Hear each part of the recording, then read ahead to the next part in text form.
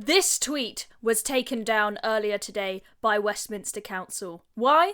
Because it pandered to the people who move to this country and do not bother to integrate and learn English, yet use your taxes to live in social housing provided by the state. Let's have a look at this tweet. So they're talking about a new housing allocation scheme. So this is about social housing, and they put out a video with this, an advert to go with it, which we'll show you in a moment. But take a look at the end of this. It says, watch the video to hear from our cabinet member for housing services, Councillor Lisa Begum, and hear staff translations in Arabic, Bengali, Spanish and French.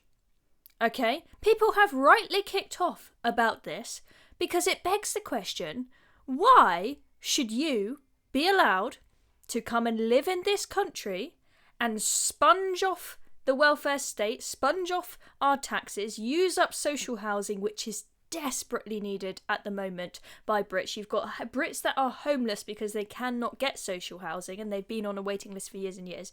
You can sponge off our taxes, feed off our welfare state, all whilst not being able to speak English.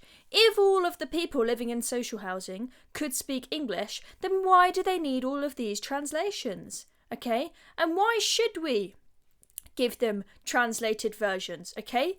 The rule in this country should be, if you want to live in this country, and specifically if you want help from this country, if you want us to use taxes paid by British working people to help house you and your family, you could at the very, very least learn the language. I mean, how are you going to be a good, productive member of the workforce here and contribute and, be in a job that's contributing to our economy and be paying enough taxes to pay for the things that you get from our welfare state if you can't even speak the language? Okay, I couldn't really go get a job in a pub or a restaurant as a waitress if I couldn't talk to the customers and speak English. I mean, it is just a basic requirement if you're going to go and live in another country. I mean, just the audacity of people. There are many people who have moved to this country who have integrated and made an effort as soon as they get here or before they get here to learn the language to make sure that they can contribute to our economy and society. But the fact that you've got Westminster City Council pandering to people who cannot be asked to even learn the language of the country they're living in, there is something very, very wrong about that. So hence, this video was sneakily taken down earlier. So let's take a look at said video.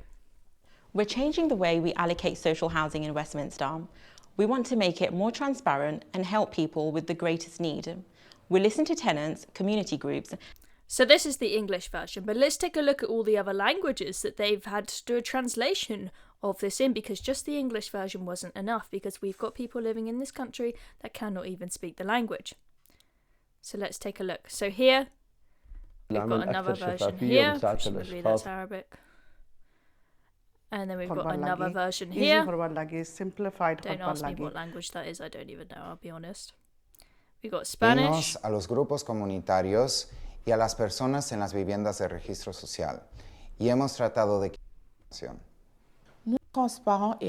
We've got French. We've got it all. Fairer Westminster. Do you know what I think is fair? I think that it is fair to say that if you live in this country, and specifically if you want to get social housing, you need to speak English. I think that's fair to the British people. I think it's unfair to allow Brits who need social housing to live on the street, whilst people who come to the country who cannot even be bothered to learn our language and integrate are given social housing. That is not fair. Westminster Council, that is my message to you. And how bad is this social housing problem for Brits? How much of a toll is it taking on us Brits, the fact that we are giving a bunch of social housing to people who have come here from other countries, and some of them do not even speak our language? Well, let's take a look. So first of all, there you go, the evidence that the tweet has been deleted. But this statistic absolutely it shocked me. This really stood out to me. So in London, 48% of all social housing is occupied by households that are headed by somebody who was not born in Britain, i.e. foreign nationals. Okay? That's a huge, huge, huge figure. And so I delved into this further and see, how much of an impact is the lack of social housing having on this country and Brits who need it. And I was absolutely baffled by these figures I saw that have just recently been put out by the National Housing Federation. And it turns out that almost 1.3 million households in England are currently on waiting lists for social housing. But we've only got nearly 237,000 new social housing lets available last year. Okay, now you have got, if you just look at that last paragraph there, not only have you got 1.3 million households in England on a waiting list, which is an absolutely astonishing number. You see at the end it says last year, 2022/2023, for every new social home built in Britain, 6 households were accepted as homeless by their local council. Okay, so we're going a sixth of the speed that we need to be in providing social housing for people that need it, for people that are becoming homeless. I mean, that is genuinely terrifying.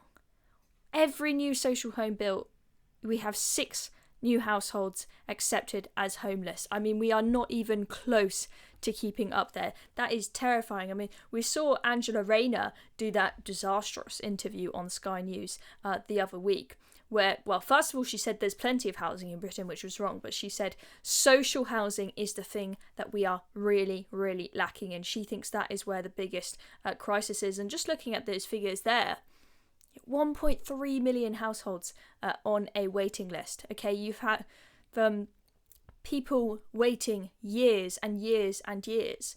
I saw a stat earlier saying that the average waiting time on the social housing list for a 1-bed place is 5 years, whereas for a 4-bed property it is 19 years. Who the hell has 19 years to wait, even just for a 1-bed place, it being a 5-year wait? I mean, that is absolutely insane.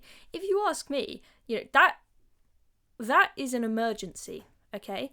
And in an emergency, you've sometimes got to take drastic measures. We cannot have swathes of Brits. You saw that there. 6 households declared homeless to the council for every one social housing place that they built. Okay? That is a crisis. And you need drastic measures. And you know what would be a good drastic measure to take? Saying no social housing for foreign nationals. Okay? That might not be forever, that might be temporarily, okay? But you've got to have a priority system in place. And I think in a time like this, you have got to put Brits first. Let me know in the comments, do you agree with that? Some people might call it racist, some people might call it radical, but I think you cannot have 1.3 million households on the waiting list, nowhere to go, stranded, many of them becoming homeless, whilst you've got 48% of social housing in London given to people who come here from another country, and clearly many of them not even bothering to learn the language in the country. Now Westminster Council have been pandering to those people. There's something very, very wrong about this. Brits in this country, they have actually absolutely had enough of being put at the back of the queue. This needs to change, and it needs to change now. I'm Chloe Dobbs. Thank you very much for watching this video. Make sure you tune in to the Reasoned live podcast, 8 to 9 p.m. tonight on Wednesday. See you all then. Still watching? Well, I've got a quick ask for you. Reasoned UK, we're fighting the woke brigade and inspiring young Brits, but we need your help to go bigger. We're hosting a fundraiser and would love you to sign up and share the link on the big day. It's easy, it makes a massive impact, and there are prizes for top fundraisers. Click the Google form in the description to join us. Cheers very much. Let's keep going together.